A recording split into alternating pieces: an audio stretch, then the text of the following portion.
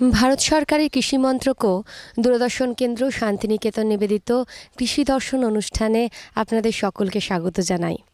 চলে এসেছি বীরভূম জেলার রামপুরহাট মহকুমার নিশ্চিন্তপুর গ্রামে। এই মুহূর্তে আমার সঙ্গে রয়েছে এই এলাকার কয়েকজন কৃষক বন্ধু এবং কৃষি বিশেষজ্ঞ হিসেবে আমরা পেয়েছি দুজনকে। তারা হলেন দিবানাথ মজুমদার, সহ কৃষি অধিকর্তা প্রশাসন রামপুরহাট, এবং সঞ্জীব মণ্ডল, সহ কৃষি অধিকর্তা ময়ূরেশ্বর 1 নম্বর। এখানে আমরা আজ এই কৃষক বন্ধুদের সমস্যা এবং তাদের সমাধান নিয়ে আলোচনা করব। প্রথমেই চলে যাচ্ছি কৃষক বন্ধুদের কাছে। আচ্ছা, আপনার নাম কি? আমার নাম নিশীথ মণ্ডল। আপনার কি কোনো সমস্যা আছে? হ্যাঁ, আছে, ধান সম্বন্ধে। আচ্ছা, যদি সমস্যাটা খুলে বলেন। এই ধানে ধরুন মাছিরা, তারপরে ভেপু, খোলা পচা, এসব রোগ দেখা যাচ্ছে। আপনার এই সমস্যার সমাধান জেনে নেব কৃষি বিশেষজ্ঞর কাছ থেকে।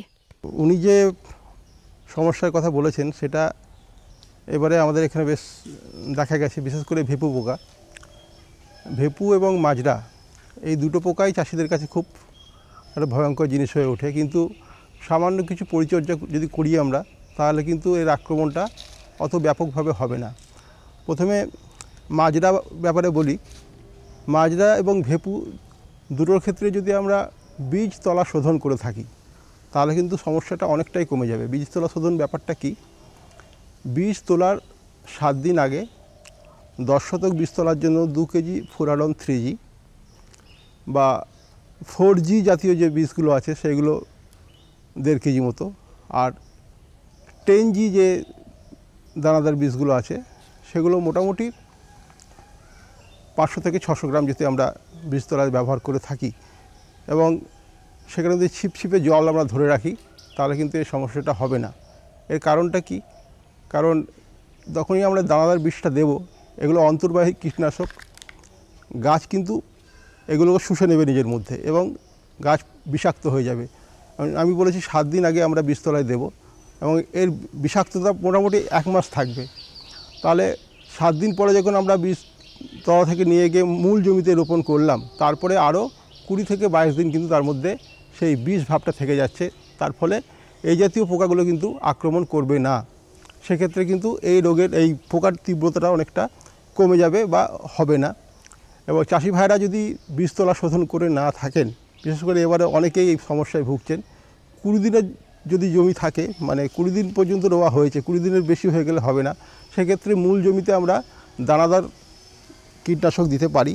যে কীটনাশকের কথা বলেছি, যেমন আমাদের ফুরাডান 3G জাতীয় যদি ওষুধ দিই, তাহলে একর প্রতি প্রায় 12 কেজি লাগবে। এবং যদি আমরা 4G জাতীয়, যেমন কাটা ফাইডোক্লোরাইড, এই জাতীয় যদি কীটনাশক দিয়ে থাকি, দানাদার কীটনাশক, তাহলে একর প্রতি প্রায় 8 কেজি মতন লাগবে। আর যদি আমরা 10G জাতীয় কীটনাশক দিয়ে থাকি, তাহলে প্রায় 4 কেজি মতন এই কীটনাশক জমিতে প্রয়োগ করতে হবে মূল জমিতে। তবে আমি আগেই বলেছি, যদি আমরা বীজতলা শোধন করে থাকি, তাহলে এই পোকার আক্রমণ অনেকটাই কমে যাবে এবং চাষিরাও লাভবান হবে। তাছাড়া উনি আরেকটা কথা বলেছেন যে খোলা পচা রোগ। খোলা পচা রোগটা বিশেষ করে আমরা দেখতে পাই যদি স্বর্ণা জাতীয় ধান আমরা চাষ করি সেই জমিতে, এবং সেক্ষেত্রে আমরা বলবো যে স্বর্ণাটাকে আস্তে আস্তে আমাদের কমিয়ে আনতে হবে। স্বর্ণার বিকল্প অনেক জাত আমরা এখন পেয়ে গেছি, সেই জাতগুলোতে আমাদেরকে এগিয়ে আসতে হবে। এবং যাদের জমিতে এই রোগের লক্ষণ দেখা গেছে, সেখানে কিন্তু ইউরিয়া চাপান সার বন্ধ করে দিতে হবে। ইউরিয়ার পরিবর্তে পটাশ চাপান সার আমাদের দিতে হবে। পটাশ মোটামুটি বিঘে প্রতি 5 কেজি করে দিয়ে ভালো করে যদি জমির মাটি আমরা ঘেটে দিতে পারি, তাহলেই প্রথমেই কিন্তু এই রোগের তীব্রতাটা অনেকটা কমে যাবে। এর পরেও যদি এটা থাকে, তাহলে বিভিন্ন ধরনের রাসায়নিক বিষ যেমন আছে, যেমন প্রপিগনাজল জাতীয় ওষুধ 0.75 মিলিলিটার প্রতি লিটার জলে গুলে স্প্রে করতে পারি, বা ভ্যালিডামাইসিন 2 মিলিলিটার প্রতি লিটার জলে গুলে আমরা স্প্রে করতে পারি। ট্রাইসাইক্লোজল আছে, সেটা 0.5 গ্রাম, মানে হাফ গ্রাম প্রতি লিটার জলে গুলে আমরা স্প্রে করতে পারি। এইভাবে যদি আমরা এগিয়ে যাই, তাহলে কিন্তু আমাদের এই পোকা এবং রোগের তীব্রতা অনেক কম হবে এবং চাষি ভাইরা উপকৃত হবে। আমরা ধান সংক্রান্ত সমস্যার সমাধান শুনলাম এবং আরও কয়েকটি প্রশ্ন রয়েছে। আরেকজন কৃষক বন্ধু, চলে যাচ্ছি তার কাছে। আপনার নাম কি? আমার নাম তপন কুমার রায়। আচ্ছা, ধান সংক্রান্ত আপনার কি কি প্রশ্ন রয়েছে? যে স্যার বললেন যে ইউরিয়া না দিয়ে পটাশটা চাপান হিসাবে ব্যবহার করলে ভালো হয়। তা ইউরিয়া না দিলে তো আমি দেখেছি ধান হয় না, গ্রোথ হয় না, ধান লম্বা হয় না, যেমন কাজ সেরকম একবারে গ্যাঁড়া হয়ে থাকে। সেই জন্য স্যারকে জানতে চাইছি যে ইউরিয়া না দিলে ধানের তো লম্বা হবে না, গ্রোথ হবে না। আচ্ছা, আপনার এই প্রশ্নের উত্তর জেনে নেব কৃষি বিশেষজ্ঞর কাছ থেকে। কৃষক বন্ধু যে প্রশ্ন করলো ধান নিয়ে, যে ইউরিয়া না দিলে পরে ধানের গাছের বৃদ্ধি হচ্ছে না, ধান বসে যাচ্ছে, এটা ওনার হয়তো ওনার পর্যবেক্ষণ থেকে উনি বলছেন। কিন্তু ইউরিয়া ব্যবহার বা যে কোনো জোড়া বা সারের যে ব্যবহার রয়েছে, সেই ব্যবহারগুলো আমাদের সঠিক মাত্রায় করতে হবে। বিশেষ করে আমাদের ধান চাষের ক্ষেত্রে যে একটা সমস্যা আছে, আমরা সময় মতো বৃষ্টিপাত, এই যে আমন ধান যে চাষ করা হয়, এটা হচ্ছে আমাদের বৃষ্টিপাতের অভাবের জন্য, সময় মতো সঠিক সময় মরশুম না আসার জন্য এটা দেরি হয়ে যায়। সব ফসল সঠিক সময়ে চাষ করলে এই সব রোগ বা পোকার আক্রমণ খুব কম হয়। তাহলে সঠিক সময় যদি আমরা চাষটা দিতে পারি, তার সাথে সাথে যে মূল সার হিসাবে আমরা যেভাবে ইউরিয়া ব্যবহার করি, ইউরিয়ার বলা হচ্ছে আমরা একসঙ্গে ইউরিয়া দেবো না। ইউরিয়াকে কিভাবে দেওয়া হবে, ইউরিয়ার 1/4, অর্থাৎ যতটা আমার ইউরিয়া লাগবে 1 হেক্টর জমিতে আমরা একটা নাইট্রোজেন হিসাবে যেটা ব্যবহার করি, 60 কেজি নাইট্রোজেন আমরা 1 হেক্টর ধান জমিতে দিয়ে থাকি। সেখানে 1/4 মানে 15 কেজি নাইট্রোজেন আমরা কি করব, প্রথমেই আমরা মূল সারের সঙ্গে অন্য যে পটাশ এবং ফসফেট সার রয়েছে সেটাকে আমরা ব্যবহার করব। এখন পটাশটা আগে আমরা মূল সার হিসেবে ব্যবহার করতাম পুরোটাই, কিন্তু সেটা না বলে বলা হচ্ছে পটাশটাকে আপনি 1/3 করে করুন, 1/3 এই 30 কেজি পটাশ আমার 10 কেজি করে প্রতি হেক্টর জমিতে আমরা যেটা ব্যবহার করার কথা বলছি, এইভাবে ভাগে ভাগে দেওয়ার কথা বলছি। তাতে দেখা যাবে গাছের বৃদ্ধিও সঠিকভাবে হবে, গাছ বসে যাবে না। আর যে সমস্যা হচ্ছে আমরা দেখছি আমরা সঠিক সময় দিচ্ছি না, আমাদের কৃষি বন্ধুদের কথাই বলছি, তারা কি করেন, আপনার ধানটা রোয়া হলো, রোয়ার কতদিন পরে যে আমার প্রথম চাপানটা ব্যবহার করতে হবে, সেটা অনেক ক্ষেত্রে দেরি করে ফেলেন। কোনো কারণে হয়তো জল না থাকতে পারে, একটা সমস্যা থাকতে পারে। আবার কোনো কারণে আমার ধানের গাছ অনেক বড় হয়ে গেল, অর্থাৎ বীজতলাতে অনেক বেশি সময় নিয়ে নিল, চাষ করার যত উপযুক্ত সময় হয়নি বা উপযুক্ত পরিবেশ আমরা পাইনি, সেক্ষেত্রে আমাদের ওই সব গাছের বৃদ্ধি একটু ব্যাহত হয়ে যায়। একটা গাছ আমরা সাধারণত বলি 25 থেকে 30 দিন বয়স হলে চারা গাছ আছে সেখান থেকে আমরা মূল জমি দিয়ে রোয়া করব। তার থেকে বেশি হলে তার যে এখানে ফিজিওলজিক্যাল যে গ্রোথ আছে, অর্থাৎ শারীরিক বৃদ্ধি যেটা রয়েছে, সেটা আস্তে আস্তে ব্যাহত হয়ে যায়। গাছ মূল জমিতে রোয়ার পরে সেখান থেকে কি হবে, টিলার বেরোবে বা পাশকাঠি বেরোবে। এটা কি হবে, আমরা দেখছি রোয়ার 15 দিন পর থেকে অনওয়ার্ড সেটা পাশকাঠি ছাড়া শুরু করে, এবং এই পাশকাঠি ছাড়া শুরুর সময়, এই সময় ইউরিয়া বা অন্যান্য যে সারের কথা বলছি, চাপান সার মেনলি ইউরিয়াকে আমরা ব্যবহার করি। এই সময়টা চাপান সার দরকার, অর্থাৎ আমরা বলি রোয়ার 20 থেকে 25 দিনের মধ্যে আপনি চাপান সারটা ব্যবহার করুন। বিঘাপতি আমাদের এখানে চাপান সার ইউরিয়া যেটা ব্যবহার করার কথা বলা হচ্ছে, 12 কেজি ইউরিয়া দেওয়া হয়। আগে যদি অন্যান্য সার আমরা যেভাবে দেওয়ার কথা সেভাবে দিয়ে থাকি, প্রথম যে চাপানটা সেখানে 12 কেজি ইউরিয়া দেবো 1 বিঘা জমি, অর্থাৎ 33 শতক যে আমাদের পশ্চিমবঙ্গ সরকারের যে বিঘা হিসাবে ধরা হয়, সেই জমিতে এই ইউরিয়া পরিমাণ দেব। আর আমরা পটাশ যেটা বলছেন, আগের আমাদের প্রশাসন অধিকর্তা বলেছেন যে পটাশটাকে একটা স্প্লিট ডোজে দেওয়ার, অর্থাৎ আমার সেখানে পটাশটা আমরা 1 থেকে 1.5 কেজি পটাশ ওখানে আমরা একটা 1 বিঘা জমিতে ব্যবহার করব ওই ইউরিয়ার সাথে। তাতে হবে কি, পটাশটা ব্যবহার করলে দেখা যাবে গাছের একটা ভিগোরাজ, অর্থাৎ ভিতরে প্রতিরোধ ক্ষমতা এটা তৈরি হবে, যাতে অন্যান্য রোগ বা পোকার আক্রমণ তারা প্রতিহত করতে পারবে। তাহলে আমাদের এই সার বা জোড়ার বা খাদ্য ও উদ্ভিদ খাদ্য ব্যবহার করার এই দিকটা মাথায় রাখতে হবে সবসময় চাষবাসের ক্ষেত্রে, যার জন্য সঠিক মাত্রায় যদি না ব্যবহার করি রোগ এবং পোকার আক্রমণটাও বেশি হয়। বিশেষ করে ইউরিয়া যদি একটু মাত্রাতিরিক্ত পড়ে যায় জমিতে, সেক্ষেত্রে আপনার যেমন পোকার আক্রমণ হবে তেমনি রোগের প্রাদুর্ভাবও ঘটবে বেশি। তাহলে এটাই আমি বলবো যে আপনারা সঠিকভাবে ব্যবহার করবেন। এছাড়া আমাদের একটা ট্র্যাডিশনাল একটা দিক রয়েছে যে আমরা আগের দিনে চাষবাস করতাম যেভাবে, সেখানে আমরা জৈব সারের উপর কিছুটা নির্ভরশীল ছিলাম। আগে এত আমরা ফার্টিলাইজার যেগুলো এখন কৃত্রিম ফার্টিলাইজার বা গবেষণাগারে যেগুলো তৈরি হচ্ছে সেগুলো থেকে আমরা ব্যবহার করে থাকি, সেটা করা হতো না। আমাদের কিন্তু পুরনো দিনে আবার ফিরে যেতে হবে। অর্গানিক ফার্টিলাইজার বা বায়ো ফার্টিলাইজার যেগুলো আছে বা জৈব সার, আমরা গোবর সার আছে আমাদের অ্যাভেলেবেল, আমাদের যারা চাষ করি তাদের বাড়িতে গরু আছে বা অন্যান্য গোবর সার তৈরি সেই ক্ষেত্রে আমরা পেয়ে যেতে পারি, বা আমরা আবর্জনা পচা ঘটিত সার তৈরি করতে পারি, এগুলো জমিতে দিতে হবে। এতে দেখা যাবে এই যে সমস্যা রোগ বা পোকার আশ্রয়স্থল যেগুলো আমার তৈরি হচ্ছে এগুলো দমন করতে পারবে এবং জমির যে মাটির স্বাস্থ্যের উন্নতি সাধন করতে পারবে। আর মাটির স্বাস্থ্য ভালো হলে আমি ফলনের দিক থেকে বলুন বা গাছের বার বৃদ্ধির দিক থেকে বলুন, সব দিক থেকে উপকৃত হব। আমাদের প্রত্যেকটা চাষি ভাই এখানে উপকৃত হবেন। তার আলটিমেট যে উদ্দেশ্য যে ওখান থেকে ভালো ফলন পাওয়া, সেটা একদম নিশ্চিত করতে পারবেন। জেনে নিলাম ধান সংক্রান্ত নানা রকম সমস্যার সমাধান। চলে যাচ্ছি পরবর্তী কৃষক বন্ধুর কাছে। আপনার নাম কি? দেবপ্রসাদ মুখার্জি। আচ্ছা, আপনার কি ধরনের সমস্যা রয়েছে? আমি আলু চাষ সম্বন্ধে বলছি। আলু যখন আমরা রোপণ বসাই, আলুর বীজ দিয়ে মাটি ঢাকুন দিই, তারপরে তাকে সেচ দিয়ে আলুর গাছটা বের হয় এক বাতান পর, তখন দ্বিতীয় বাতান যখন দিতে যাই তখন দেখি যে আলুর পাতাগুলো কুঁকড়ে কুঁকড়ে যাচ্ছে। ঠিক আছে, তারপরে মাটি দেওয়া হয় আবার আলুর গায়ে। তো আলুর ওই জায়গায় জায়গায় ধসা লাগার মতন আলুর গাছগুলো মরে মরে যায়, অনেক গাছ মরেও যায়।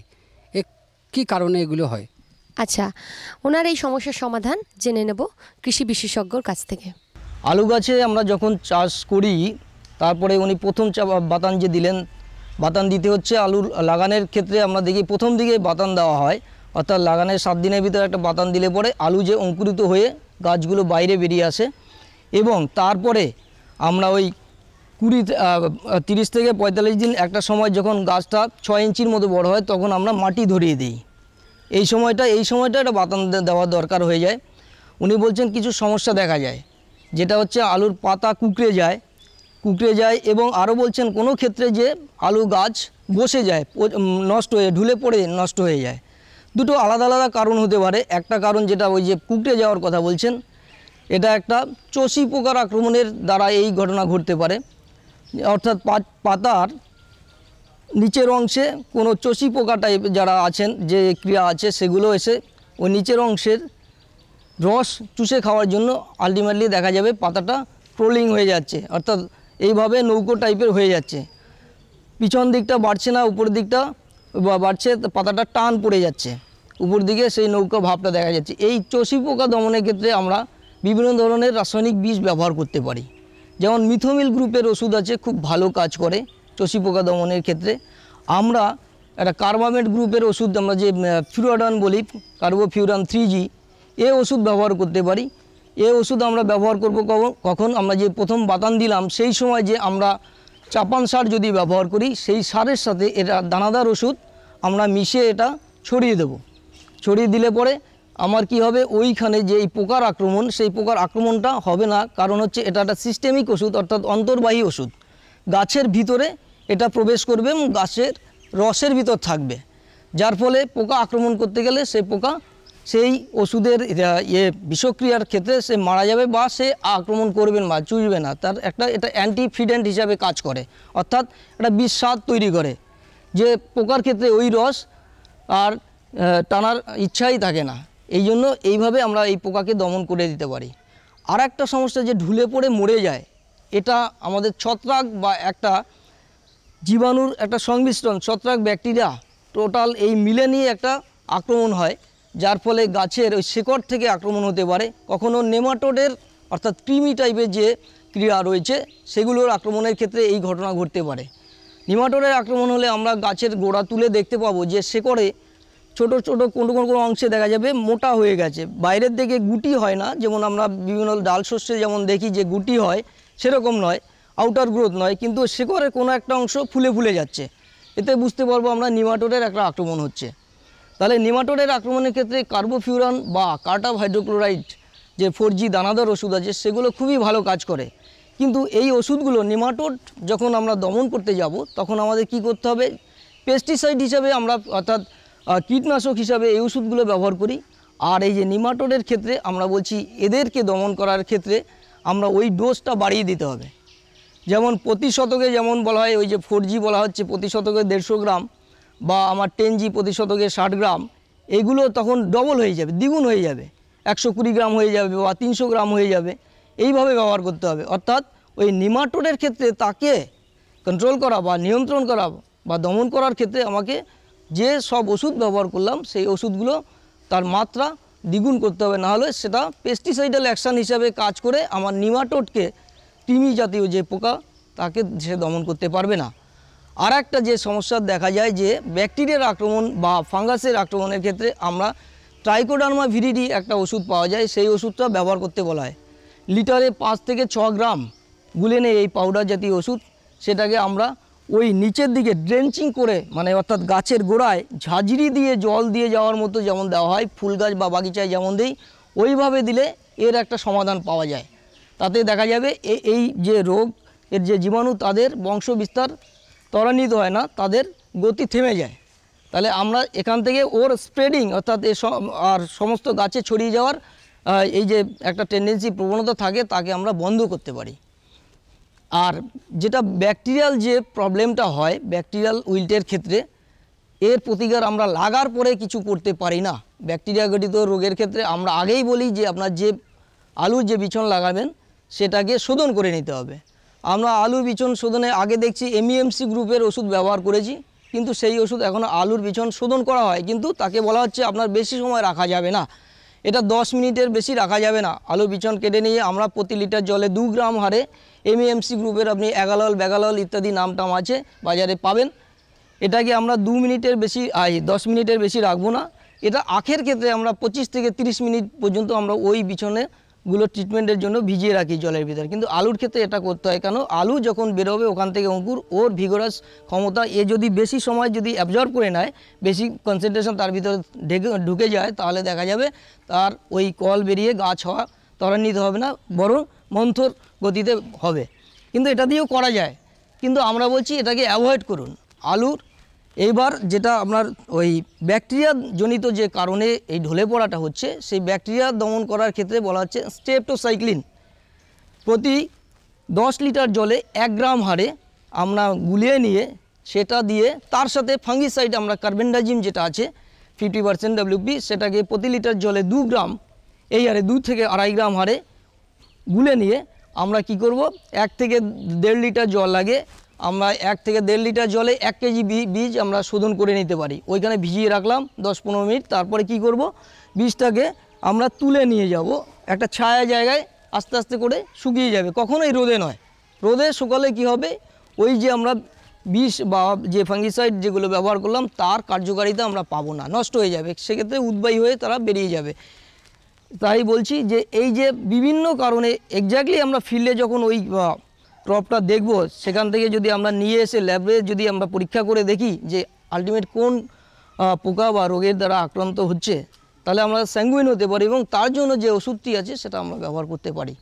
তাহলে আমাদের নিশ্চিত হতে হবে, যখন যে আন্দাজ করে আমরা করব না, আর যারা অনেক দিন ধরে চাষ করেন তাদের ক্ষেত্রে এটা কনফার্ম হয়ে যান যে এই কারণ হয়, এই কারণে আমরা এই ওষুধও ব্যবহার করি, তার আমরা প্রতিকার পেয়ে থাকি। এতক্ষণ আলু চাষের সমস্যা সম্পর্কে সমাধান দিলেন আমাদের কৃষি বিশেষজ্ঞ। চলে যাব পরবর্তী কৃষক বন্ধুর কাছে, জেনে নেব তার কি ধরনের সমস্যা রয়েছে। আচ্ছা, আপনার নাম কি? আমার নাম তারকচন্দ্র মণ্ডল। আপনার কোন চাষে কি ধরনের সমস্যা রয়েছে? আমার সর্ষে চাষের সম্বন্ধে সমস্যা রয়েছে। বলুন সমস্যাটা কি? সমস্যা, সর্ষে গাছ লাগানোর কিছুদিন পর, অর্থাৎ 30-40 দিন পর গাছের গোড়াতে আলুর মতো গুটি বেরিয়ে যাচ্ছে এবং সর্ষে গাছগুলো বসে যাচ্ছে। কিছু প্রয়োগ করেছেন? না, তেমন কিছু ওষুধ প্রয়োগ করিনি বা করেও সুফল পাচ্ছি না। আচ্ছা, আপনার এই সমস্যার সমাধান জেনে নেব কৃষি বিশেষজ্ঞর কাছ থেকে। এটা একটা বীরভূম জেলার সমস্যা, বিশেষ করে অম্ল মাটি বা অ্যাসিড মাটির এটা একটা সমস্যা। একরকম জীবাণু, তার নাম হচ্ছে প্লাজমোডিওফোরা ব্রাসিকি। এইটা সর্ষে গাছের গোড়ায় থাকে এবং এটা সর্ষের গোড়াটাকে ফুলিয়ে দেয়, যার ফলে সর্ষের উপরের দিকে আর কোনো খনিজ লবণ বা জল পৌঁছয় না। প্রথম দিকে চাষিরা এটাকে ভাবে যে হয়তো জলের অভাবের জন্য এটা হচ্ছে।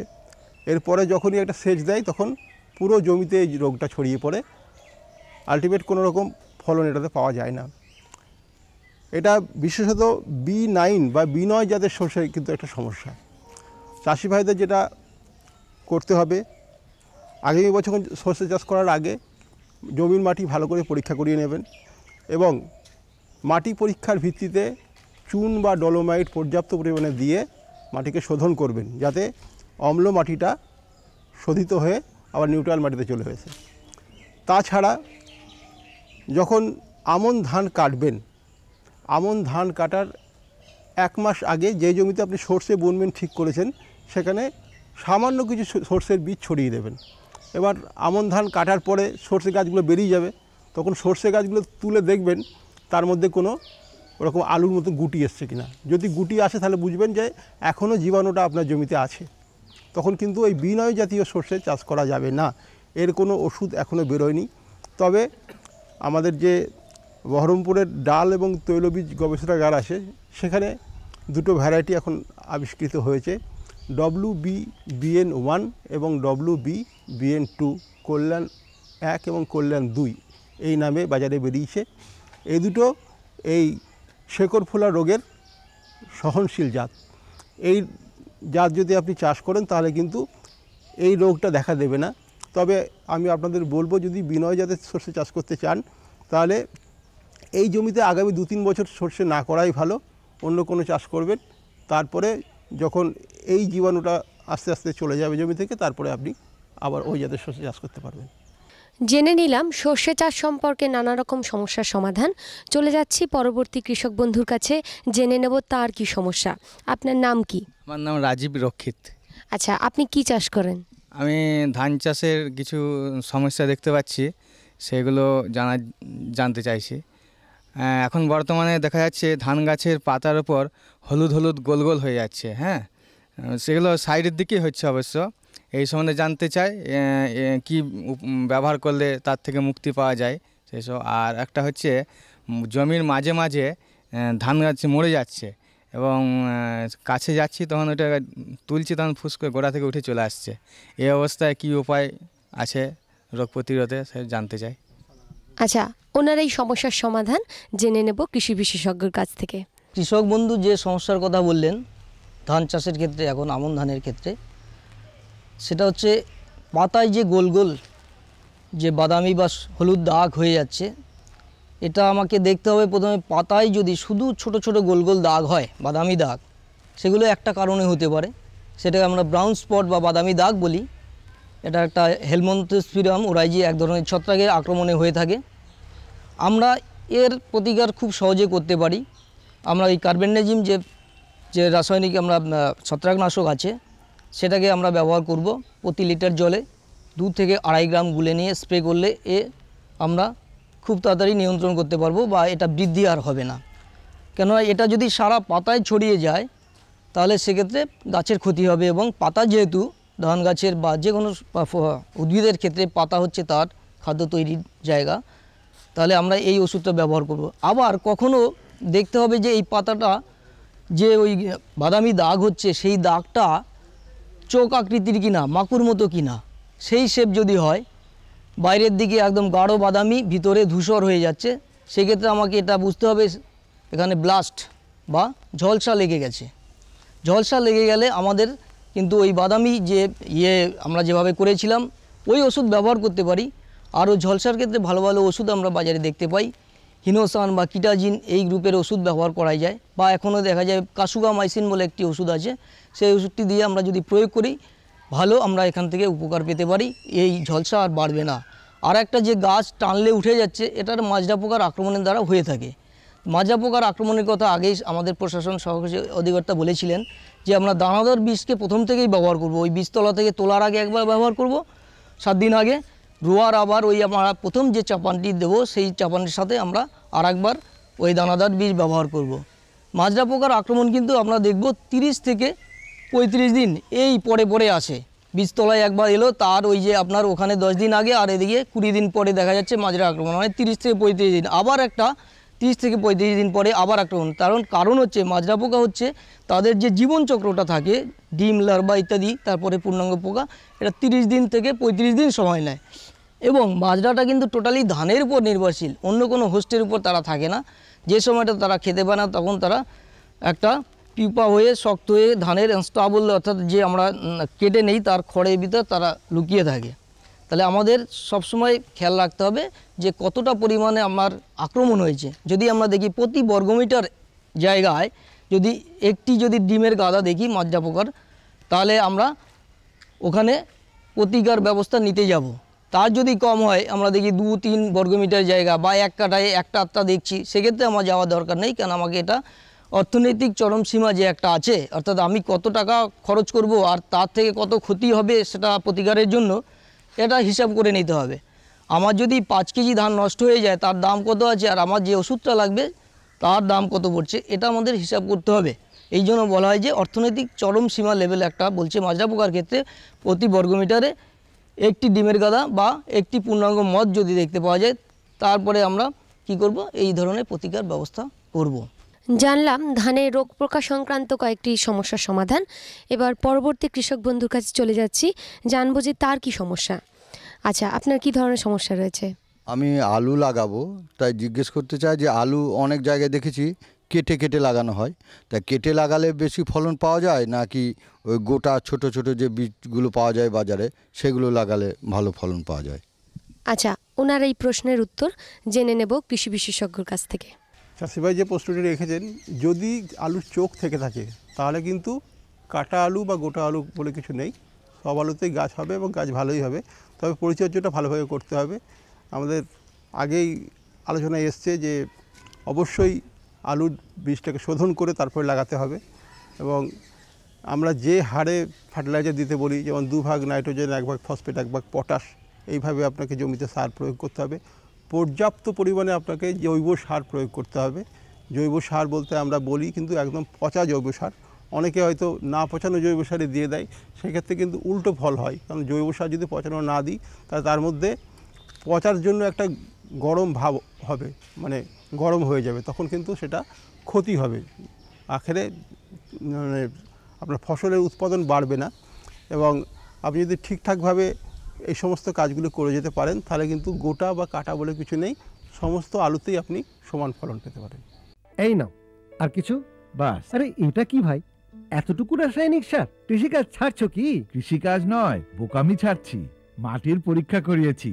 এখন তো দাদা যতটা প্রয়োজন ততটাই সার জমিতে দেব। হ্যাঁ, কৃষক ভাই আজই নিজের জেলার কাছের জমি পরীক্ষার গবেষণাগারে মাটির পরীক্ষা অবশ্যই করান, আর মাটিতে পুষ্টিকর পদার্থ, আর্দ্রতা এবং গাছপালার বিকাশ অনুযায়ী প্রয়োজন মতো পুষ্টিকর পদার্থ দিন। আর হ্যাঁ, মাটিতে গন্ধক, দস্তা, বোরনের মতো সূক্ষ্ম পুষ্টিকর পদার্থ সম্পর্কে জানতে ভুলবেন না। সার আর জৈবিক সারের সঠিক ব্যবহারে জমির উর্বরতা বজায় থাকে, উৎপাদনশীলতা বাড়ায়, খরচ কমায় আর মূল্যবান বিদেশি মুদ্রা বাঁচাতে সাহায্য করে। আর হ্যাঁ, ধীরে ধীরে নাইট্রোজেন সরবরাহকারী সার যেমন নিমযুক্ত ইউরিয়াকে অগ্রাধিকার দিন, আর ইউরিয়া পাতার উপর ছড়িয়ে দিন। আরে বাহ, তুই তো সত্যিই বুদ্ধিমান হয়ে গেছিস রে। বিশদে জানতে যোগাযোগ করুন জেলা কৃষি আধিকারিক বা কিষাণ কল সেন্টার। শ্যামু ভাই, সরকার বলছে যে পূর্ব ভারতে দ্বিতীয় হরিত ক্রান্তি আসবে। আরে সে তো পাঞ্জাব হরিয়ানায় হয়েছিল, এখানে তো শস্যের উৎপাদনও কম। সরকারের কথায় কিছু তো সত্যতা হবে। আসলে এখানে বৃষ্টি 3 গুণ হয়। চলো বৈজ্ঞানিকের নম্বর লাগানো যাক। আরে বাহ, এসে গেছেন। নমস্কার প্রধানমশাই। হ্যাঁ ভাই, উর্বর জমির মূল্যকে বোঝো, শুধু প্রয়োজন সঠিক ধরন আর প্রযুক্তি গ্রহণ করার। পূর্ব ভারতে সরকার কম গভীর নলকূপ আর বোরওয়েলের নির্মাণের জন্য সহায়তা দিচ্ছে। কিন্তু সরকার থেকে আর কি পাবো? ভরপুর সাহায্য, জমির প্রস্তুতি থেকে নিয়ে ফসলের কাটাই পর্যন্ত প্রযুক্তিগত পরামর্শ। 1000 হেক্টয়ারের অজস্র এলাকায় চাল আর গমের বিশেষ প্রদর্শনী চলছে। আরে বাহ, তাহলে তো আমাদের ক্ষেত সবুজে ভরে উঠবে। এই স্বপ্ন কি সত্যি হবে? হ্যাঁ নিশ্চয়ই, পূর্ব ভারত এখন হরিত ক্রান্তির অগ্রদূত। আসুন একসাথে মিলে কদম বাড়ায়। কেমন লাগছে আমাদের অনুষ্ঠান? আমাদের চিঠি লিখে জানান। চিঠি লেখার ঠিকানা কৃষি দর্শন, অধিকর্তা দূরদর্শন কেন্দ্র, শান্তিনিকেতন, শান্তিনিকেতন, সূচক 731235।